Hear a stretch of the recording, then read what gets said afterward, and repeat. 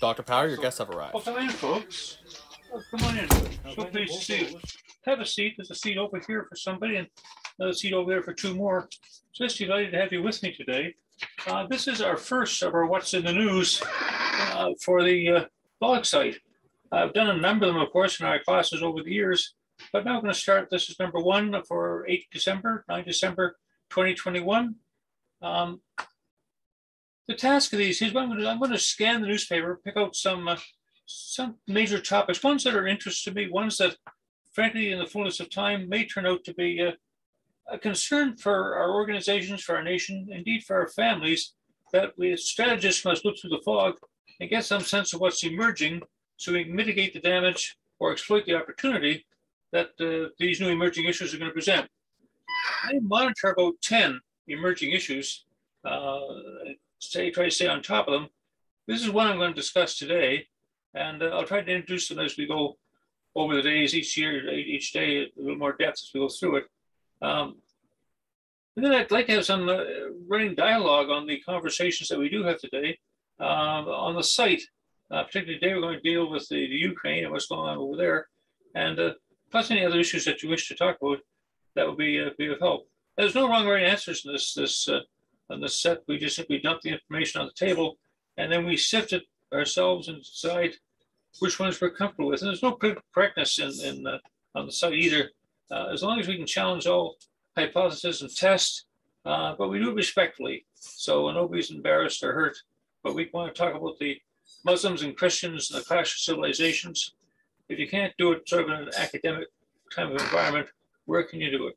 So let's get underway and look at what's going on. First article I see here is the lumber accord, stumpage fees. This has been going on for years in BC.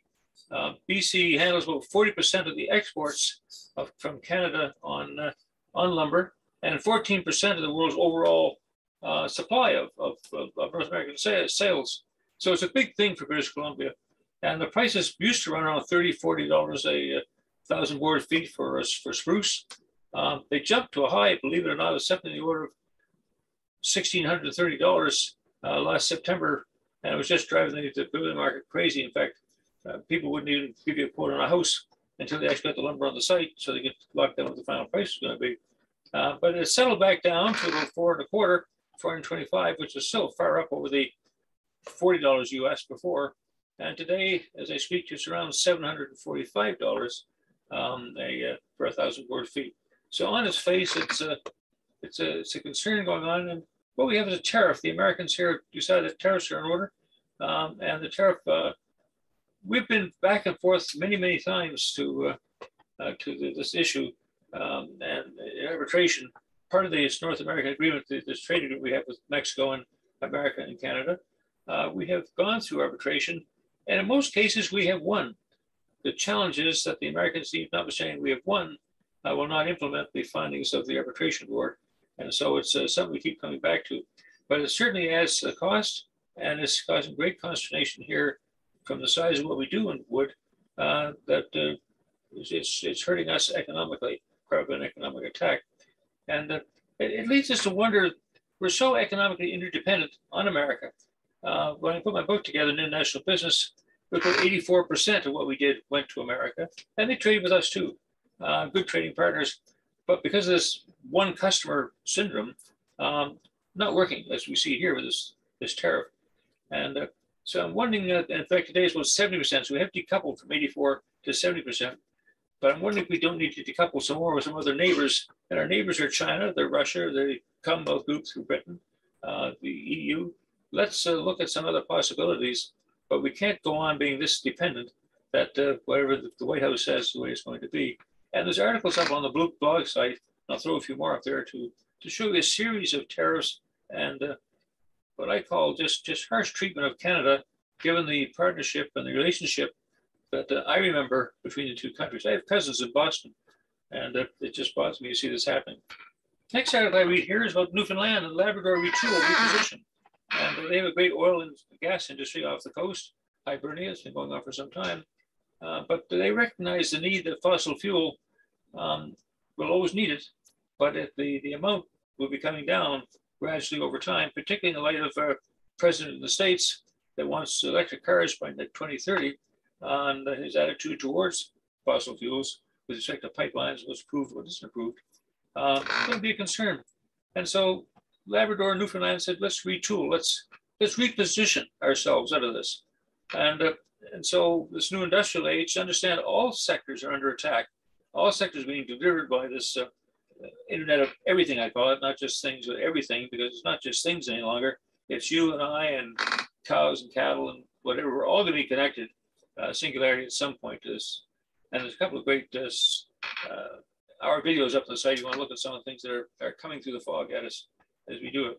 But nations like Saudi, nations like Dubai with United Arab Emirates, they recognize that the lifespan of oil is coming down, and we need to take the dollars while we have them and invest in new opportunities for employment and income for the state. And so Newfoundland is doing that now, and great gobs of people are going back, and they're retraining on software, those things that have to take place in. And so more power to them. But it leads you to think for a few minutes, autonomous trucks, autonomous cars are just about upon us. We can talk some more about those later, but the ones that are coming, and if they replace the 250,000 truck drivers that we have in Canada, taxi drivers, Uber drivers, etc., 250,000 folks, if the autonomous cars are there, most of these folks are going to have to retool. And if you're a Montreal textile worker at age 48, it's going to be hard to retool to get into those skill sets that you need to succeed in this new industrial age. Now, I know that flies in the face of today. We have a shortage of workers out there, and we do, but it's kind of a unique situation we have because of this flu going through the system. I think that's going to solve itself. And at a certain point in time, we're going to have a whole bunch of people who could work, but don't have the skills to work. And as a result of that, we have to think about these things. But to Newfoundland's credit, they're taking their people now, hundreds of them, and putting them through training in software, et cetera, to get them in that line. That's a good article again, on the blog of where the jobs are going to be. I encourage you to have a look at that. You'll see that 80% of the jobs are repetitive. And jobs that are repetitive, machines can do better. Include radiology. They can read the radiology charts faster and better than a radiologist who's there all night long, all day long, getting tired. Machines do it quickly, do it accurately. But when it comes to certain things that you'll read in that article, the sense of critical thinking, the sense of warm fuzziness that you have when firing people, you don't send a machine to do it. And because we have these thumbs, there's still a place for us. But have a look at that article. I think you'll enjoy reading it as we go through it. Certainly critical thinking is one of those things that we need more of as we hear about it every day. It was interesting too that Indos, a cluster did a study, and they've got a hammerlock on the CEO positions on the computer chip software industry globally. It's fascinating. They're all sitting right in the corner office. Every one of them are cornering the market. And the article went on and said, why? Because frankly, they're the best. They're engineers. They've got all the STEM competencies. They've been trained in the right training, and they slide in the bus, and they're doing extremely well. In fact, on wealth, the clusters of these folks have more net wealth, more net worth than a cluster of any other part of the demographics, including us Irish, because they have the skill sets for this new industrial age. And so we have to acquire those. Indeed, just for a second, go into a teaching that I've attended, I was co-chair of 3 conferences, the banking, the medicine, and oil and gas out of Alberta with their association there. And on each one of these things, we found that the trajectory between what we're producing in school, what skill sets are coming out, and what the industry wants are getting farther apart. The trajectory is getting farther apart. And we need to do something about that. And so in the educational thing, I put some articles in to look at that. But I want to move quickly, be respectful of your time. We shouldn't drag on. So let's deal with the issue today. We talked about the Ukraine in the paper, about what's happening over there, and it's happening hourly. So just a bunch of points that I think we have to weigh as we go through this. First, Russia at this point wants the NATO troops out of the Ukraine. Wants the NATO troops, frontline troops, out of Latvia, Lithuania, Estonia, Poland, out of the area. And the Americans have been moving great gobs of troops prior to this up to the front line or close to the front line and doing it. The Ukraine, back in 1994, believe it or not, had the 3rd largest stash of nuclear weapons. And they were cajoled under the Budapest Agreement to give them up with the undertaking from Britain, America, and Russia that their sovereignty would not be interfered with. And on that condition, they would turn the nuclear weapons back to Russia for the plutonium, and they would be disassembled and taken on. So they did that. But obviously, that's not working. We have Canada over there. We have 540 of our people on the leading naval mission in Latvia, which is interesting.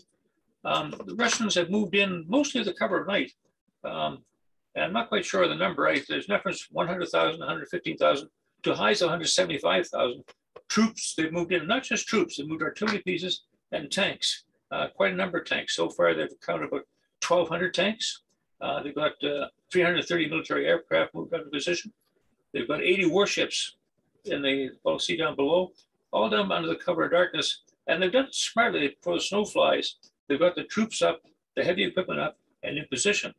And that's just one more obstacle, like the Battle of the Bulge, that if the Americans had to move back up to the front and get some troops in position, not only are they going to have all the other considerations, they have the consideration possibly moving through snow. And we watched Hitler invade Russia, and we saw the Napoleon do the same thing. And it's not friendly territory. You start beating through snow trying to get there. So there's that to be considered. At the conference yesterday, Putin and Biden sat eye to eye. If you watched the first hour of that, it was quite troubling. At least to me, it was troubling. This was all about negotiators know that when you negotiate, you play the player, not the cards you have in your hand. And very much Putin was playing the player. He was trying to get a feel of, he was trying to get a sense of what Biden was all about and how strong he would be on the situation. And at the end of the day, what I was hearing from Biden after some fumbling, even trying to get on the net, speaking of the conversation, end up saying basically that we'll have some more economic sanctions on you. That's okay, that's good. It's not necessarily a killer, but it's bad, but do sanctions on you. But he did not say it was a red line in the sun that you couldn't get it, in the sand that you couldn't invade Ukraine. And I took that, frankly, as almost a go-ahead to do something. Now, let's just keep watching on that situation. But imagine for a moment that you've got Iran with its nuclear weapons over there, anxious to do something with Iraq, with Israel, just festering to get at Israel. And you got Israel festering to get at Iran because they're 60% on the way to completing the nuclear bombs, because that's been opened up. And the Israelis won't pussyfoot around. I don't believe they will. I think they'll come in there at a certain point very soon now. If this carries on and gives much more time for them to develop that bomb, they're going to fly in there and do something on their own. So these little triggers we have to watch for as we, as strategists, plan our strategies, our companies, and what we're going to be doing next week and the week after, and getting ready for as we do it. You got President Xi in China with Taiwan, same prodding's all gone, sitting there quietly just watching, and with all the chips falling in place, where they're falling in place, with the leadership of America. And the leadership, I mean, America has screwed the pooch a little bit in my mind, and certainly the idea of withdrawing in the middle of the night from Afghanistan, leaving the French, other allies of the willing, to include Canada, cold, no way out. Our troops are left there, our equipment, et cetera, and it was quite challenging to start thinning out and getting back, and the people we promised to bring back, and they've just been all abandoned. And so the trust arrangement there has been weakened. Certainly with NATO, I think it almost balkanized NATO. They left without even a conversation with them. Certainly was an issue. I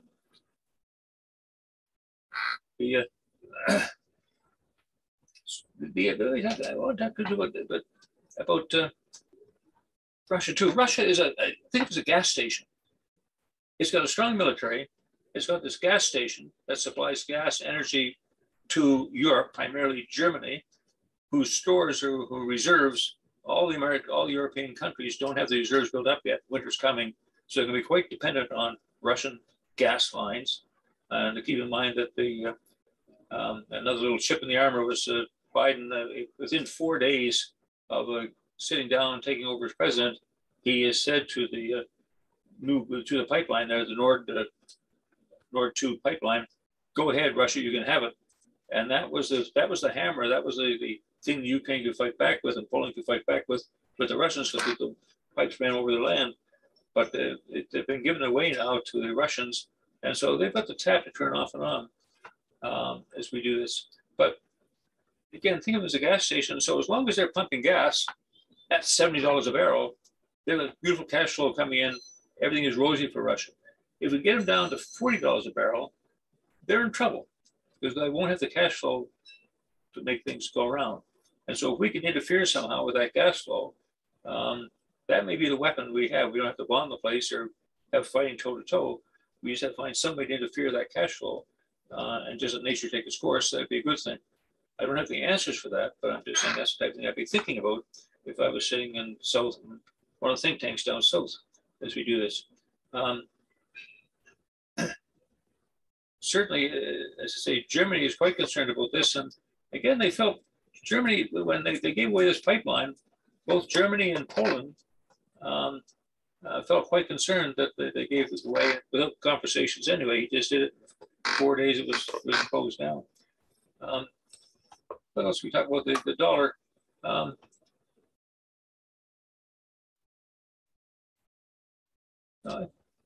think from a few little notes I have in that aspect, I think that's basically what I wanted to chat about.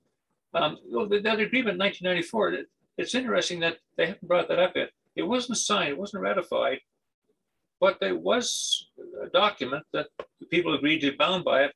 And like at law, in any contract, as people take actions as a result of an offer and acceptance, and you take some action, some consideration, get rid of 1/3 of the world's nuclear weapons and give it back to Russia. To me, there's some obligation, morally, ethically, if not purely legal, to do the right thing. But it's falling apart. They've taken Crimea about 4 years ago, and now Putin is lapping his chops to take over the other. And understand with Putin and President Xi, both of them are modeled almost the same. They want to consolidate power, and they're doing it. Xi has grabbed the power that Mao Zedong once had, and he's got almost absolute control. And our friend Putin wants the same sort of thing for Russia, to restore the old Soviet Union. And so these states, eventually, he wants, like Taiwan should go back to China. He wants these states to go back to Russia, and has openly said so. That's the ambition. That's the end game on this thing. And so, what to do about that? That's just what I think. I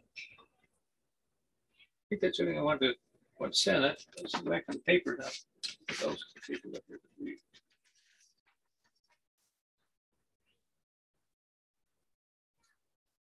Oh yeah, this is this revitalization of the Middle Kingdom.